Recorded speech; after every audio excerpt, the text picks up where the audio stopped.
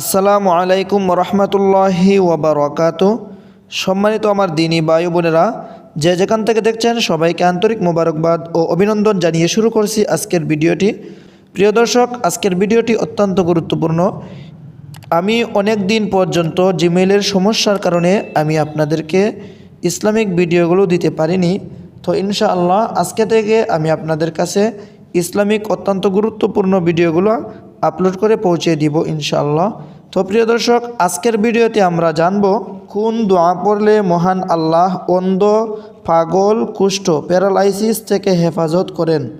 দোয়াটি হলো এই, একদম ছোট একটি দোয়া।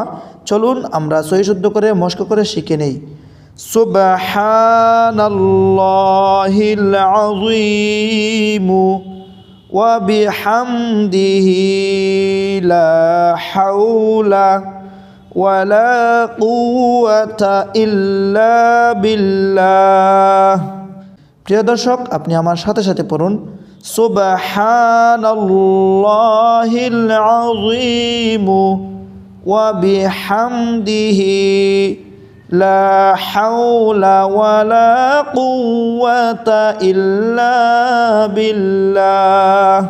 প্রিয় দর্শক, আমরা যারা আরবি উচ্চারণ জানি না, বাংলা উচ্চারণ আমার সাথে সাথে পড়ুন সুবহানাল্লাহিল আযীম ওয়া বিহামদিহি ওয়ালা হাওলা ওয়ালা কুওয়াতা ইল্লা বিল্লাহ। ফজিলত, এই দোয়াটির ফজিলত কি দেখুন। এই দোয়া পাঠকারীকে আল্লাহ পাক অন্ধ হওয়া, পাগল হওয়া, কুষ্ঠরোগ ও প্যারালাইসিস হতে হেফাজত রাখবেন। তিরমিজি শরীফের মধ্যে এই দোয়াটি এসেছে।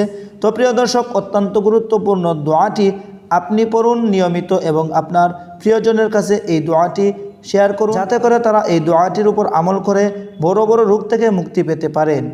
প্রিয় দর্শক, এরকম নিত্য নতুন সুন্দর সুন্দর ভিডিও পেতে চ্যানেলটিকে লাইক কমেন্ট করে আপনি আমার সাথেই থাকবেন। ভালো থাকুন, সুস্থ থাকুন। আসসালামু আলাইকুম রহমতুল্লাহি ওয়া বারাকাতুহু।